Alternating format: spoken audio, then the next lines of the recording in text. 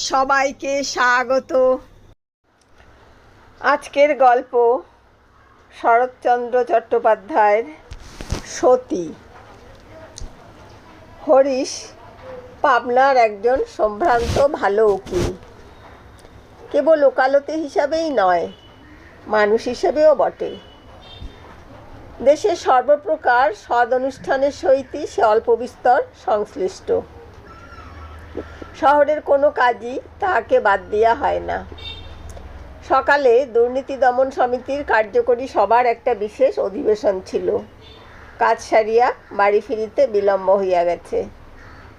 এখন কোনো মতে দুটি খাইয়া লইয়া আদালতে পৌঁছতে পারিলে হয়। বিধবা ছোট বোন উমা কাছে বসিয়া তত্ত্বাবধান করিতেছিল, পাছে বেলার অজুহাতে খাওয়ার ত্রুটি ঘটে। শ্রী নির্মলা ধীরে ধীরে প্রবেশ করিয়া অদূরে উপবেশন করিল। কহিল, কালকের কাগজে দেখলাম আমাদের লাবণ্যপ্রভা আসছেন এখানকার মেয়ে স্কুলের ইন্সপেক্টর হয়ে। এই সহজ কথা কয়েকটির ইঙ্গিত অতীব গভীর। উমা চকিত হইয়া কহিল, সত্যি নাকি? তা লাবণ্য নাম এমন তো কত আছে বৌদি। নির্মলা বলিল, তা আছে, ওকে জিজ্ঞাসা করছি।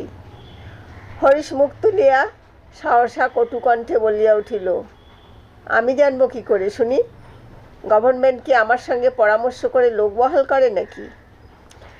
স্ত্রী স্নিগ্ধ স্বরে জবাব দিল, আহা, রাগ করো কেন? রাগের কথা তো বলিনি। তোমার তদবির তাগাদায় যদি কারো উপকার হয়ে থাকে সে তো আহ্লাদের কথা। এই বলিয়া যেমন আসিয়াছিল তেমনি মন্থর মৃদু পদে বাহির হইয়া গেল। উমা শশব্যস্ত হইয়া উঠিল। আমার মাথা খাও দাদা, উঠো না, উঠো না। হরিশ বিদ্যুৎ বেগে আসন ছাড়িয়া উঠিল। না, শান্তিতে এক মুঠো খাবারও জোর নেই। উফ, আত্মঘাতী না হলে আর। বলিতে বলিতে দ্রুত বেগে বাহির হইয়া গেল।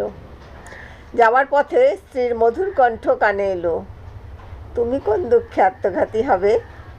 যে হবে সে একদিন জগৎ দেখবে। এইখানে হরিশের একটু পূর্ব বৃত্তান্ত বলা প্রয়োজন।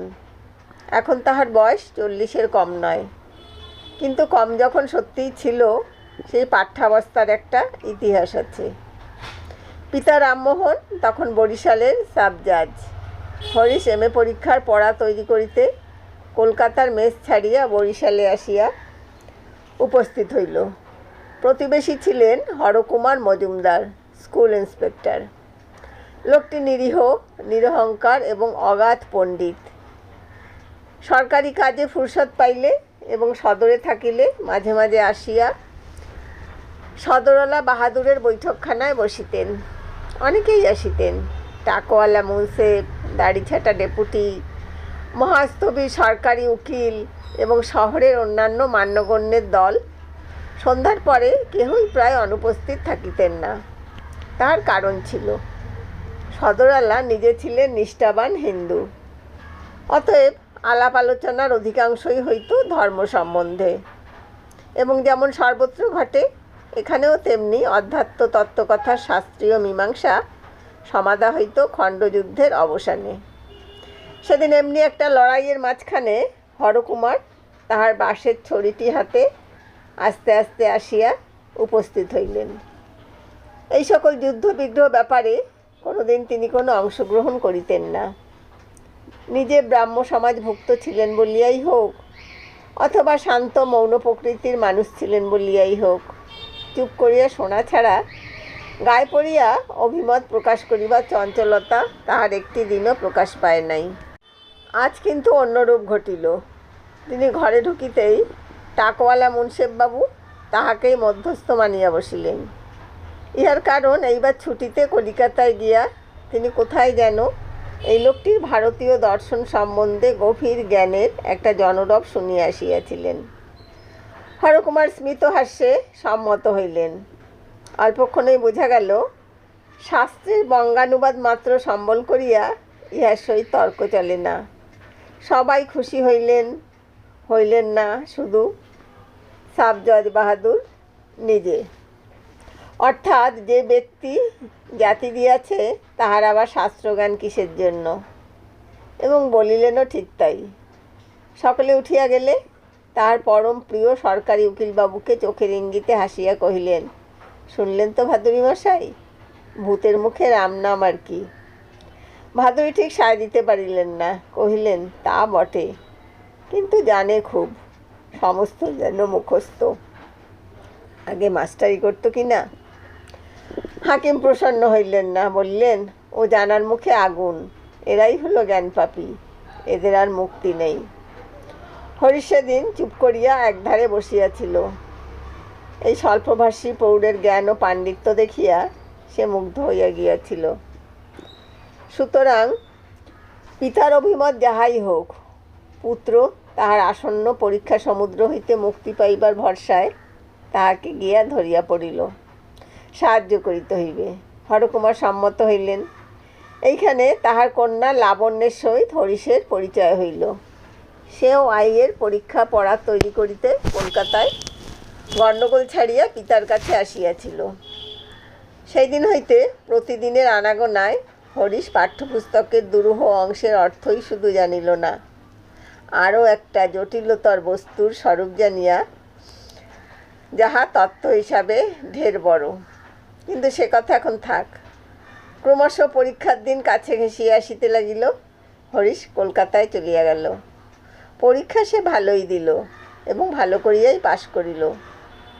কিছুকাল পরে আবার যখন দেখা হইল, হরিশ সমবেদনায় মুখ পাংশু করিয়া প্রশ্ন করিল, আপনি ফেল করিলেন যে বড়?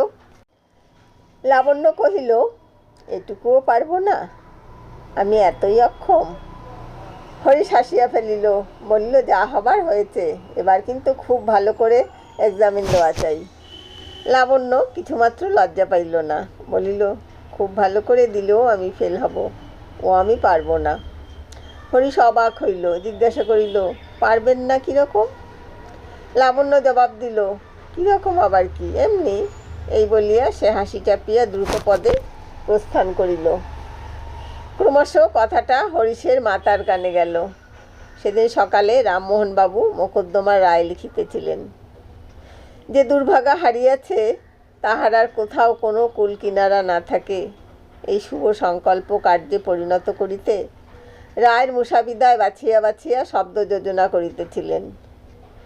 গৃহিণীর মুখে ছেলের কাণ্ড শুনিয়া তাহার মাথায় আগুন ধরিয়া গেল। হরিশ নরহত্যা করিয়াছে শুনিলেও বোধ করি তিনি এতখানি বিচলিত হইতেন না। দুই চক্ষু রক্তবর্ণ করিয়া কহিলেন, কি, এত বড়? ইহার অধিক কথা তাহার মুখে আর জোগাইল না। দিনাজপুরে থাকিতে একজন প্রাচীন উকিলের সহিত তাহার শিখার গুচ্ছ গীতার মর্মার্থ ও পেনশনান্তে কাশীবাসীর উপকারিতা লইয়া অত্যন্ত মতের মিল ও হৃদ্যতা জন্মিয়াছিল। একটা ছুটির দিনে গিয়া তাহারই ছোট মেয়ে নির্মলাকে আরেকবার চোখে দেখিয়া ছেলের বিবাহের পাকা কথা দিয়ে আসিলেন। মেয়েটি দেখিতে ভালো। দিনাজপুরে থাকিতে গৃহিণী তাহাকে অনেকবার দেখিয়াছেন। তথাপি স্বামীর কথা শুনিয়া গালে হাত দিলেন। বলো কি গো, একেবারে পাকা কথা দিয়ে এলে? আজকালকার ছেলে। কর্তা কহিলেন, কিন্তু আমি তো আজকালকার বাপ নই, আমি আমার সেকেলে নিয়মেই ছেলে মানুষ করতে পারি। হরিশের পছন্দ যদি না হয়, আর কোনো উপায় দেখতে বলো। গৃহিণী স্বামীকে চিনিতেন, তিনি নির্বাক হইয়া গেলেন। কর্তা পুনশ্চ বলিলেন, মেয়ে ডানা কাটা পড়ি না হোক, ভদ্রঘরের কন্যা। সে যদি তার মায়ের সতীত্ব আর বাপের হিদুয়ানি নিয়ে আমাদের ঘরে আসে, তাই যেন হরিশ ভাগ্য বলে মানে। খবরটা প্রকাশ পাইতে বিলম্ব হইল না। হরিশও শুনিল। প্রথমে সে মনে করিল পলাইয়া কলকাতায় গিয়া কিছু না জুটে টিউশনি করিয়া জীবিকা নির্বাহ করিবে। পরে ভাবিল সন্ন্যাসী হইবে। শেষে পিতা স্বর্গ, পিতা ধর্ম, পিতা হি পরমং তপ ইত্যাদি স্মরণ করিয়া স্থির হইয়া রহিল। কন্যার পিতা ঘটা করিয়া পাত্র দেখিতে আসিলেন এবং আশীর্বাদের কাজটাও এই সঙ্গে সারিয়া লইলেন। সভায় শহরের বহু সম্ভ্রান্ত ব্যক্তি আমন্ত্রিত হইয়া আসিয়াছিলেন। নিরীহ হরকুমার কিছু না জানিয়াই আসিয়াছিলেন। তাহাদের সমক্ষে রায়বাহাদুর ভাবী বৈবাহিক মৈত্র মহাশয়ের হিন্দু ধর্মে প্রগাঢ় নিষ্ঠার পরিচয় দিলেন এবং ইংরাজি শিক্ষার সংখ্যাতির দোষ কীর্তন করিয়া অনেকটা এইরূপ অভিমত প্রকাশ করিলেন যে তাহাকে 1000 টাকা মাহিনা চাকরি দেওয়া ব্যতীত ইংরাজের আর কোনো গুণ নাই। আজকাল দিনক্ষণ অন্যরূপ হইয়াছে। ছেলেদের ইংরাজি না পড়াইলে চলে না, কিন্তু যে মূর্খ এই ম্লেচ্ছ বিদ্যা ম্লেচ্ছ সভ্যতা হিন্দু শুদ্ধান্তপুরে মেয়েদের মধ্যে টানিয়া আনে, তাহার ইহকালও নাই পরকালও নাই। একা হরকুমার ভিন্ন, ইহার নিগূঢ় অর্থ কাহারও অবিদিত রহিল না। সেদিন সভা ভঙ্গ হইবার পূর্বেই বিবাহের দিন স্থির হইয়া গেল এবং যথাকালে শুভকর্ম সমাধা হইতেও বিঘ্ন ঘটিল না। কন্যাকে শ্বশুরগৃহে পাঠাইবার প্রাককালে মৈত্রগৃহিণী নির্মলা সতী সাধবী মাতা ঠাকুরানী বধূ জীবনের চরম তত্ত্বটি মেয়ের কানে দিলেন। বলিলেন, মা, পুরুষ মানুষকে চোখে চোখে না রাখলেই সে গেল। সংসার করতে আর যাই কেননা ভোলো, কখনো এ কথাটি ভুলো না। তাহার নিজের স্বামী টিকির গোছা ও শ্রীগীতার মর্মার্থ লইয়া মাতিয়া উঠিবার পূর্ব পর্যন্ত তাহাকে অনেক জ্বালাইয়াছেন। আজিও তাহার দৃঢ় বিশ্বাস, মৈত্র বুড়া চিতায় শয়ন না করিলে আর তাহার নিশ্চিন্ত হইবার জো নাই। নির্মলা স্বামীর ঘর করতে আসিল এবং সেই ঘর আজ 20 বর্ষ ধরিয়া করিতেছে। এই সুদীর্ঘ কালে কত পরিবর্তন, কত কি ঘটিল। রায়বাহাদুর মরিলেন, স্বধর্মনিষ্ঠ মৈত্রু গতাসু হইলেন।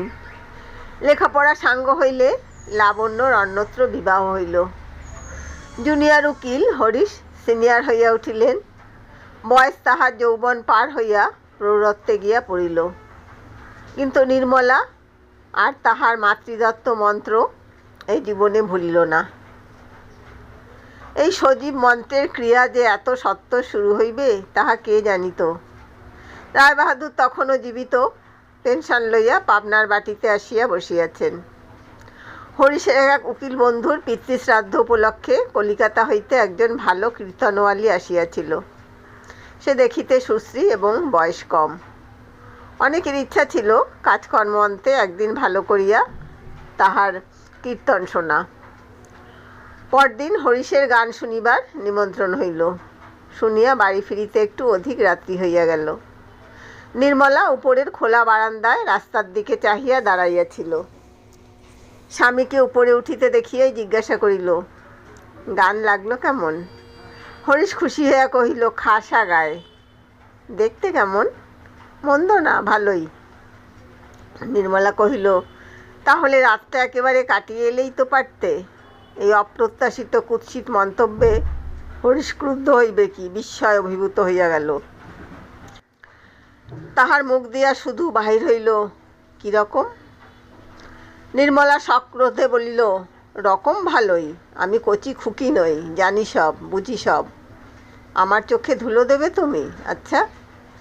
উমা পাশের ঘর হইতে ছুটিয়া আসিয়া সভয় কহিল, তুমি করছো কি বৌদি? বাবা শুনতে পাবেন যে। নির্মলা জবাব দিল, পেলেনি বা শুনতে? আমি তো চুপি চুপি কথা কইছি নে। এই উত্তরের প্রত্যুত্তরে যে উমা কি বলিবে ভাবিয়া পাইল না। কিন্তু পাছে তাহার উচ্চস্বরে বৃদ্ধ পিতার ঘুম ভাঙিয়া যায়, এই ভয় সে পরক্ষণেই জোর হাতে ক্রুদ্ধ চাপা গলায় মিনতি করিয়া কহিল, রক্ষে করো বৌদি, এত রাত্রে চেঁচিয়ে আর কেলেঙ্কারি করো না। বধূর কণ্ঠস্বর ইহাতে বাড়িল বই কমিল না।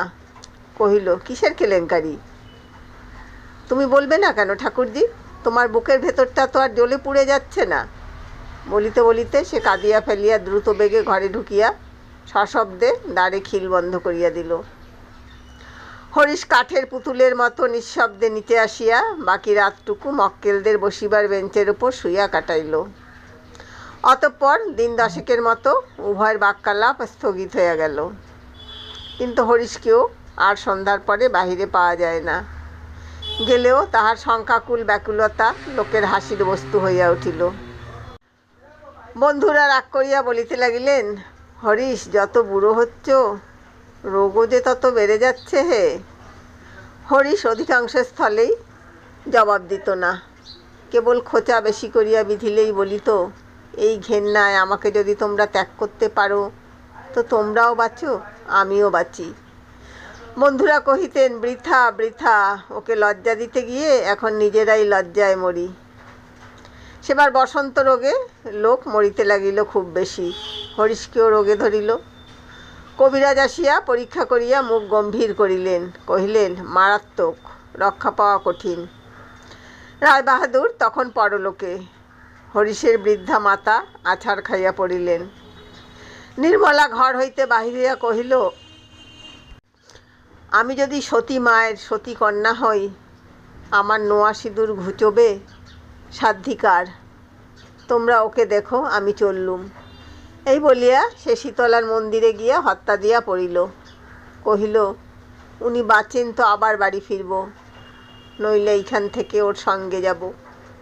7 দিনের মধ্যে দেবতার চরণামৃত ভিন্ন কেহ তাহাকে জল পর্যন্ত খাওয়াইতে পারিল না। কবিরাজ আসিয়া বলিলেন, মা, তোমার স্বামী আরোগ্য হয়েছেন, এবার তুমি ঘরে চলো। লোকে ভিড় করিয়া দেখিতে আসিল। মেয়েরা পায়ের ধুলা লইল, তাহার মাথায় থাবা থাবা সিঁদুর ঘষিয়া দিল। কহিল, মানুষ তো নয়, যেন সাক্ষাৎ মা। বৃদ্ধেরা বলিলেন, সাবিত্রীর উপাখ্যান মিথ্যে না, কলিতে ধর্ম গেছে বলেই একেবারে 16 আনা গেছে। যমের মুখ থেকে স্বামীকে ফিরিয়ে নিয়ে এলো। বন্ধুরা লাইব্রেরি ঘরে বলা বলি করিতে লাগিল, সাধে আর মানুষে স্ত্রীর গোলাম হয়? বিয়ে তো আমরাও করেছি, কিন্তু এমন নইলে আর স্ত্রী। এখন বোঝা গেল কেন হরিশ সন্ধ্যার পরে বাইরে থাকতো না। বীরেন উকিল ভদ্রলোক গত বৎসর ছুটিতে কাশী গিয়া সে সন্ন্যাসীর কাছে মন্ত্র লইয়া আসিয়াছে। টেবিলে প্রচণ্ড করাঘাত করিয়া কহিল, আমি জানতাম হরিশ মরতেই পারে না। সত্যিকার সতীত্ব জিনিসটা কি সোজা ব্যাপার হে? বাড়ি থেকে বলে গেল, যদি সতী মায়ের সতী কন্যা হই তো উফ, শরীর শিওরে উঠে। তারুণী চাটুর্যের বয়স হইয়াছে, আফিংখোর লোক, একধারে বসিয়া নিবিষ্ট চিত্তে তামাক খাইতেছিল।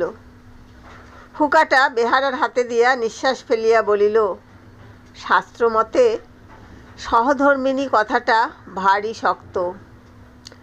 আমার দেখো না, কেবল মেয়েই 7টা, বিয়ে দিতে দিতেই ফতুর হয়ে গেলাম।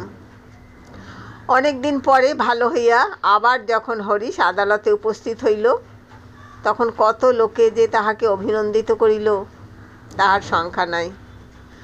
ব্রজেন্দ্রবাবু সখেদে কহিলেন, ভাই হরিশ, ওই স্ত্রৈণ বলে তোমাকে অনেক লজ্জা দিয়েছি, মাপ করো। লক্ষ্য কেন, কোটি কোটির মধ্যেও তোমার মতো ভাগ্যবান নেই, তুমি ধন্য। ভক্ত বীরেন বলিল, সীতা সাবিত্রীর কথা না হয় ছেড়ে দাও, কিন্তু খনা, লীলাবতী, গার্গী আমাদের দেশেই জন্মেছিলেন।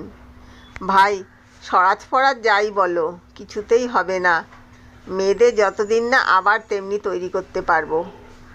আমার তো মনে হয় শীঘ্রই পাবনায় একটা আদর্শ নারী শিক্ষা সমিতি গড়ে তোলা প্রয়োজন, এবং যে আদর্শ মহিলা তার পার্মানেন্ট প্রেসিডেন্ট হবেন তার নাম তো আমরা সবাই জানি। বৃদ্ধ তারুণী চাটুর্য বলিলেন, সেই সঙ্গে একটা পণ প্রথা নিবারণী সমিতিও হওয়া আবশ্যক, দেশটা ছারখার হয়ে গেল। ব্রজেন্দ্র কহিলেন, হরিশ, তোমার তো ছেলেবেলায় খাসা লেখার হাত ছিল, তোমার উচিত তোমার এই রিকাভারি সম্বন্ধে একটা আর্টিকেল লিখে আনন্দবাজার পত্রিকায় ছাপিয়ে দেওয়া। হরিশ কোনো কথারই জবাব দিতে পারিল না। কৃতজ্ঞতায় তাহার 2 চক্ষু ছলছল করিতে লাগিল। মৃত জমিদার গোসাইচরণের বিধবা পুত্রবধূর সহিত অন্যান্য পুত্রদের বিষয় সংক্রান্ত মামলা বাঁধিয়াছিল। হরিশ ছিল বিধবার উকিল। জমিদারের আমলা কে যে কনপক্ষে জানা কঠিন বলিয়া গোপনে পরামর্শের জন্য বিধবা নিজেই ইতিপূর্বে 2-1 বার উকিলের বাড়ি আসিয়াছিলেন। আজ সকালেও তাহার গাড়ি আসিয়া হরিশের সদর দরজায় থামিল। হরিশ সসম্ভ্রমে তাহাকে নিজের বসিবার ঘরে আনিয়া বসাইলেন। আলোচনা পাছে ও ঘরে মুহুরীর কানে যায়, এই ভয় উভয় সাবধানে ধীরে ধীরে কথা কহিতেছিলেন। বিধবার কি একটা অসংলগ্ন প্রশ্নে হরিশ হাসিয়া ফেলিয়া জবাব দিবার চেষ্টা করিতেই পাশের ঘরে পর্দার আড়াল হইতে অকস্মাৎ তীক্ষ্ণ কণ্ঠের শব্দ আসিল, আমি সব শুনেছি। বিধবা চমকিয়া উঠিলেন। হরিশ লজ্জা সংখ্যায় কাঠ হইয়া গেল। একজোড়া অতি সতর্ক চক্ষুকর্ণ যে তাহাকে অহরহ পাহারা দিয়া আছে, এ কথা সে মুহূর্তের জন্য ভুলিয়াছিল। পর্দা ঠেলিয়া নির্মলা রণমূর্তিতে বাহির হইয়া আসিল। হাত নাড়িয়া কণ্ঠস্বরে বিষ ঢালিয়া দিয়া কহিল, ফুসফুস করে কথা কয়ে আমাকে ফাঁকি দেবে? মনেও করো না। কই, আমার সঙ্গে তো কখনো এমন হেসে কথা কইতে দেখিনি। অভিযোগ নিতান্ত মিথ্যা নয়। বিধবা সবাই কহিলেন, এ কি কাণ্ড হরিশবাবু? হরিশ বিমূঢ়ের মতো কনকাল চাহিয়া থাকিয়া বলিল, পাগল। নির্মলা কহিল, পাগল? পাগলই বটে, কিন্তু করলে কে শুনি? এই বলিয়া সে হাউ হাউ করিয়া কাঁদিয়া ফেলিয়া সহসা হাঁটু গাড়িয়া বিধবার পায়ের কাছে ঢিপ ঢিপ করিয়া মাথা খুঁড়িতে লাগিল। মুহুরী কাজ ফেলিয়া ছুটিয়া আসিল। একজন জুনিয়র উকিল সেই মাত্র আসিয়াছিল। সে আসিয়া দ্বারের কাছে দাঁড়াইল। বোস কোম্পানির বিল সরকার তাহারই কাঁধের উপর দিয়া উঁকি মারিতে লাগিল এবং তাহাদেরই চোখের সম্মুখে নির্মলা মাথা খুঁড়িতে লাগিল, আমি সব জানি, আমি সব বুঝি, থাকো, তোমরাই সুখে থাকো। কিন্তু সতী মায়ের সতী কন্যা যদি হই, যদি মনে জ্ঞানে এক বই না দুই জেনে থাকি, যদি। এদিকে বিধবা নিজেও কাঁদিয়া ফেলিয়া বলিতে লাগিলেন, এ কী ব্যাপার হরিশবাবু? এ কী দুর্নাম দেওয়া? এ কি আমার? হরিশ কাহারও কোনো প্রতিবাদ করিল না। অধমুখে দাঁড়াইয়া শুধু তাহার মনে হইতে লাগিল, পৃথিবী দ্বিধা হও না কিসের জন্য। লজ্জায়, ঘৃণায়, ক্রোধে সেদিন হরিশ সেই ঘরে স্তব্ধ হইয়া রহিল। আদালতে বাহির হইবার কথা ভাবিতেও পারিল না। মধ্যাহ্নে উমা আসিয়া বহু সাধ্য সাধনা এবং মাথার দিব্যি দিয়া কিছু খাওয়াইয়া গেল। সন্ধ্যার প্রাককালে বামুন ঠাকুর রূপার বাটিতে করিয়া খানিকটা জল আনিয়া পায়ের কাছে রাখিল। হরিশের প্রথম ইচ্ছা হইল লাথি মারিয়া ফেলিয়া দেয়, কিন্তু আত্মসংবরণ করিয়া আজও পায়ের বুড়া আঙুলটা ডুবাইয়া দিল। স্বামীর পাদদক পান না করিয়া নির্মলা কোনোদিন জলস্পর্শ করিত না। রাত্রে বাহিরের ঘরে একাকী শয়ন করিয়া হরিশ ভাবিতেছিল, তাহার এই দুঃখময় দুর্ভার জীবনের অবসান হইবে কবে? এমনি অনেক দিন অনেক রকমেই ভাবিয়াছে, কিন্তু তাহার এই সতী স্ত্রীর একনিষ্ঠ পতিপ্রেমের সুদর্শহ নাক পাশের বাঁধন হইতে মুক্তির কোনো পথই তাহার চোখে পড়ে নাই। বছর দুই গত হইয়াছে। নির্মলা অনুসন্ধান করিয়া জানিয়াছে যে খবরের কাগজের খবর ঝুটা নয়। লাবণ্য যথার্থই পাবনার মেয়ে স্কুলের পরিদর্শক হইয়া আসিতেছে। আজ হরিশ একটু সকাল সকাল আদালত হইতে ফিরিয়া ছোট বোন উমাকে জানাইল যে রাত্রের ট্রেনে তাহাকে বিশেষ জরুরি কাজে কলিকাতায় যাইতে হইবে। ফিরিতে বোধহয় দিন চারেক বিলম্ব হইবে। বিছানা এবং প্রয়োজনীয় কাপড় চোপড় যেন চাকরকে দিয়া ঠিক করিয়া রাখা হয়। দিন 15 হইল। স্বামী স্ত্রীতে বাক্যালাপ বন্ধ ছিল। রেলওয়ে স্টেশন দূরে। রাত্রি 8টার মধ্যেই মোটরে বাহির হইয়া পড়িতে হইবে। সন্ধ্যার পরে সে মোকদ্দমার দরকারি কাগজপত্র হ্যান্ডব্যাগে গুছাইয়া লইতেছিল। নির্মলা আসিয়া প্রবেশ করিল। হরিশ মুখ তুলিয়া চাহিয়া দেখিল, কিছু বলিল না। নির্মলা ক্ষণকাল মৌন থাকিয়া প্রশ্ন করিল, আজ কলকাতায় যাচ্ছ নাকি? হরিশ কহিল, হুঁ। কেন? কেন আবার কি? মক্কেলের কাজ। হাইকোর্টে মোকদ্দমা আছে। চলো না, আমিও তোমার সঙ্গে যাই। তুমি যাবে? গিয়ে কোথায় থাকবে শুনি? নির্মলা কহিল, যেখানে হোক, তোমার সঙ্গে গাছতলায় থাকতেও আমার লজ্জা নেই। কথাটি ভালো এবং সতী স্ত্রীর উপযুক্ত, কিন্তু হরিশের সর্বাঙ্গে যেন বিছুটি মাখাইয়া দিল। কহিল, তোমার লজ্জা না থাক, আমার আছে। আমি গাছতলার পরিবর্তে আপাতত কোনো এক বন্ধুর বাড়িতে গিয়ে উঠব স্থির করেছি। নির্মলা বলিল, তাহলে তো ভালোই হলো। তার বাড়িতেও স্ত্রী আছে, ছেলে মেয়ে আছে, আমার কোনো অসুবিধে হবে না। হরিশ কহিল, না, সে হবে না। বলা নেই কওয়া নেই, বিনা আহ্বানে পরের বাড়ি তোমাকে নিয়ে গিয়ে আমি উঠতে পারবো না। নির্মলা বলিল, পারবে না সে জানি, আমাকে সঙ্গে নিয়ে লাবণ্যর ওখানে ওঠা যায় না। হরিশ খেপিয়া গেল, হাত মুখ নাড়িয়া চিৎকার করিয়া কহিল, তুমি যেমন নোংরা তেমনি মন্দ। সে বিধবা ভদ্র মহিলা, আমিই বা সেখানে যাব কেন? সেই বা আমাকে যেতে বলবে কেন? তাছাড়া আমার সময় বা কই? কলকাতায় গিয়ে পরের কাজে তো নিঃশ্বাস ফেললে আর ওর ফুরসত পাবো না। পাবে গো পাবে, এই বলিয়া নির্মলা ঘর হইতে বাহির হইয়া গেল। দিন তিনেক পরে হরিশ কলকাতা হইতে ফিরিয়া আসিলে স্ত্রী কহিল, 4-5 দিন বলে গেলে 3 দিনেই ফিরে এলে যে বড়? হরিশ কহিল, কাজ চুকে গেল, চলে এলাম। নির্মলা জোর করিয়া একটু হাসিয়া প্রশ্ন করিল, লাবণ্যর সঙ্গে দেখা হয়নি বুঝি? হরিশ কহিল, না। নির্মলা অতিশয় ভালো মানুষের মতো জিজ্ঞাসা করিল, কলকাতাতেই যদি গেলে একবার খবর নিলে না কেন? হরিশ জবাব দিল, সময় পাইনি। অত কাছাকাছি গেলে সময় একটুখানি করে নিলেই হতো। এই বলিয়া সে চলিয়া গেল। ইহার মাসখানেক পরে একদিন আদালতে বাহির হইবার সময় হরিশ ভগিনীকে ডাকিয়া কহিল, আজ আমার ফিরতে বোধ করি একটু রাত হয়ে যাবে উমা। কেন দাদা? উমা কাছেই ছিল, আসতে বলিলেই চলিত। কিন্তু কণ্ঠস্বর উঁচুতে চড়াইয়া অদৃশ্য কাহাকেও লক্ষ্য করিয়া হরিশ উত্তর দিল, যোগিনবাবুর বাড়িতে একটা জরুরি পরামর্শ আছে, দেরি হয়ে যেতে পারে। ফিরিতে দেরিই হইল, রাত্রি 12টার কম নয়। হরিশ মোটর হইতে নামিয়া বাহিরের ঘরে গিয়া প্রবেশ করিল। কাপড় ছাড়িতে ছাড়িতে শুনিতে পাইল স্ত্রী উপরের জানালা হইতে সোফারকে ডাকিয়া বলিতেছে, আব্দুল, যোগিনবাবুর বাড়ি থেকে এলে বুঝি? আব্দুল কহিল, নেহি মাইজি, স্টেশন সে আতে হ্যায়। স্টেশন? স্টেশন কেন? গাড়িতে কেউ এলো বুঝি? আব্দুল কহিল, কলকাতা সে এক মাইজি আর বাচ্চা আয়া। কলকাতা থেকে? বাবু গিয়ে তাদের নিয়ে এসে বাসায় পৌঁছে দিলেন বুঝি? আব্দুল হ্যাঁ বলিয়া জবাব দিয়া গাড়ি আস্তাবলে লইয়া গেল। ঘরের মধ্যে হরিশ আড়ষ্ট হইয়া দাঁড়াইয়া রহিল। এরূপ সম্ভাবনার কথা যে তাহার মনে হয় নাই তাহা নহে, কিন্তু নিজের চাকরকে মিথ্যা বলিতে অনুরোধ করিতে সে কিছুতেই পারিয়া ওঠে নাই।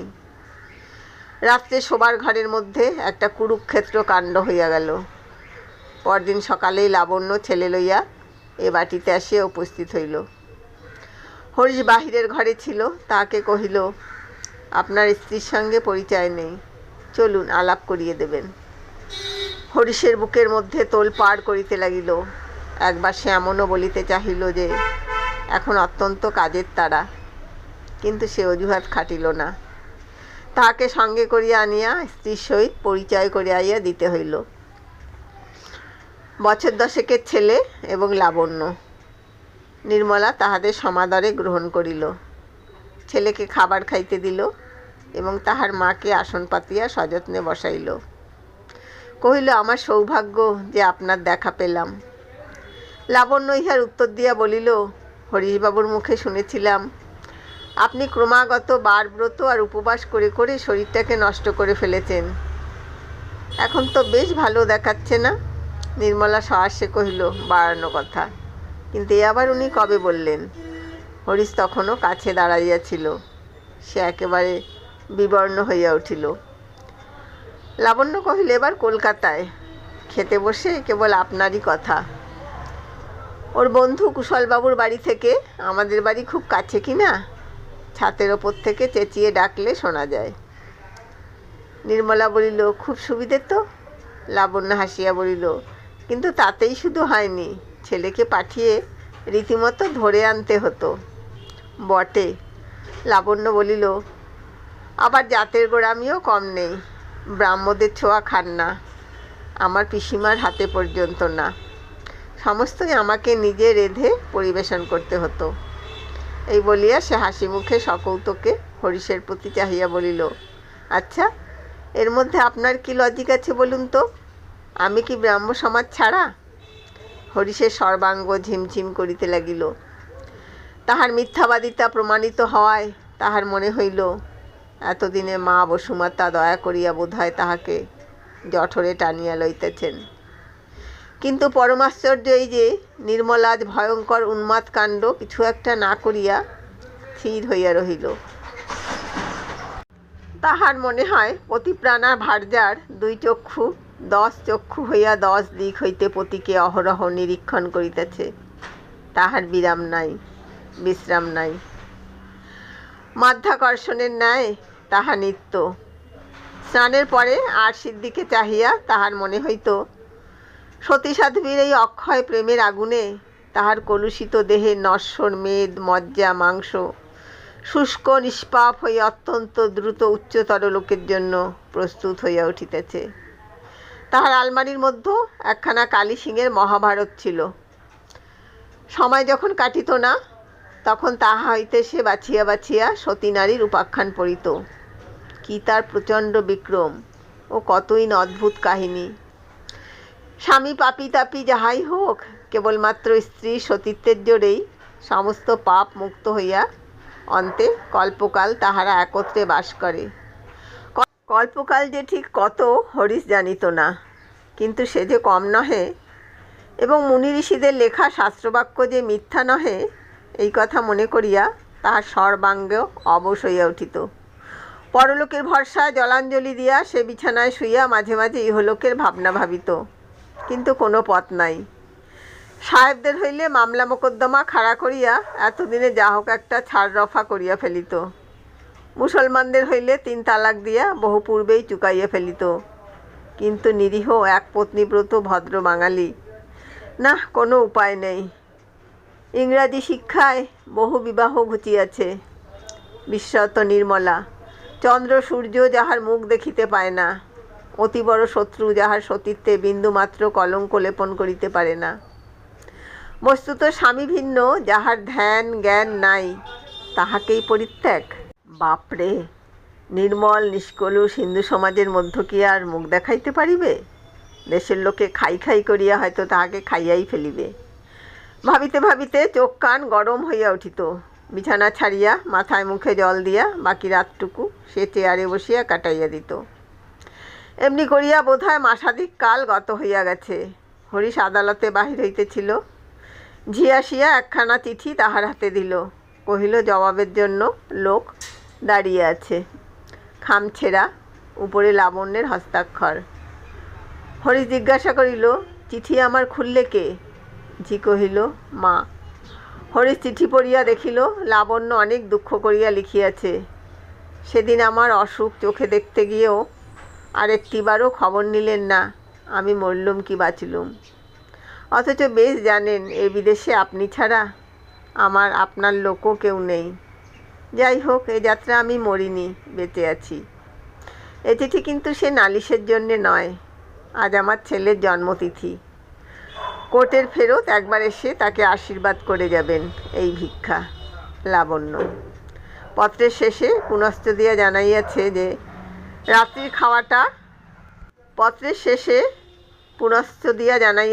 রাত্রির খাওয়াটা আজ এইখানেই সমাধা করিতে।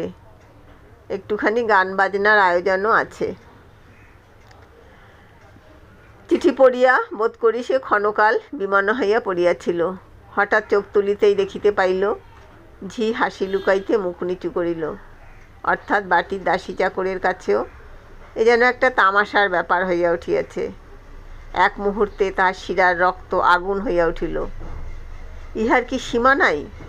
যতই সহিতেছি ততই কি পীড়নের মাত্রা বাড়িয়া চলিয়াছে?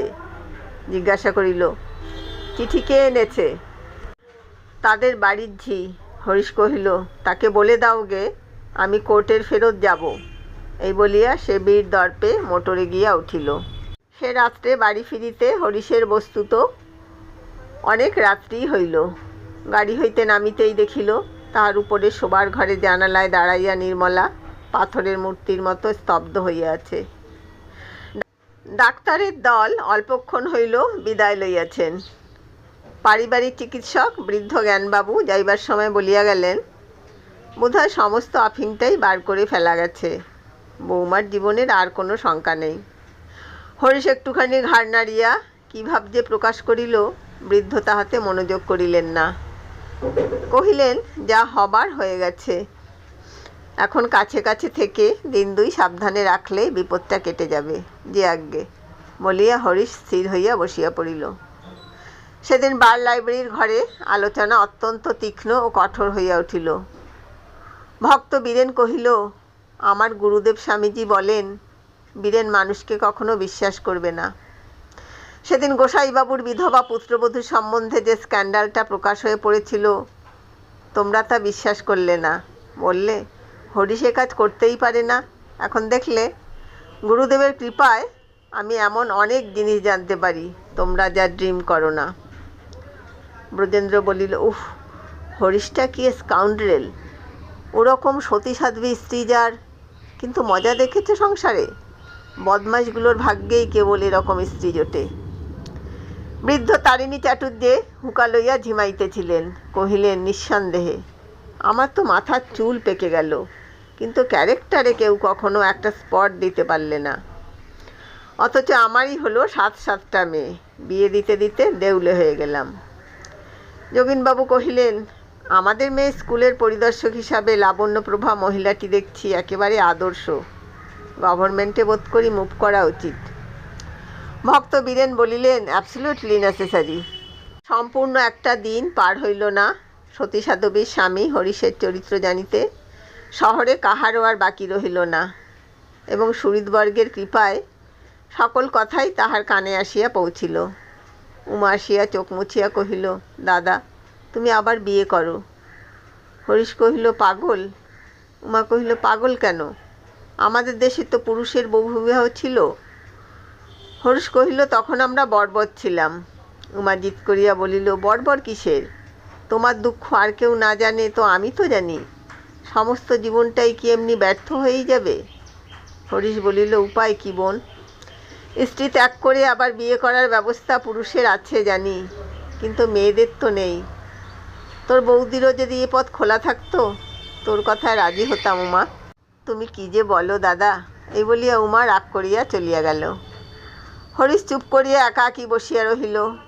তার উপায়হীন অন্ধকার চিত্ততল হইতে কেবল একটি কথাই বারংবার উত্থিত হইতে লাগিল, পথ নাই, পথ নাই। এই আনন্দহীন জীবনে দুঃখই ধ্রুব হইয়া রহিল। তাহার বসিবার ঘরের মধ্যে তখন সন্ধ্যার ছায়া গাঢ়তর হইয়া আসিতেছিল। হঠাৎ তাহার কানে গেল, পাশের বাড়ির দরজায় দাঁড়াইয়া বৈষ্ণব ভিখারির দল কীর্তনের সুরে দ্যুতির বিলাপ গাহিতেছে।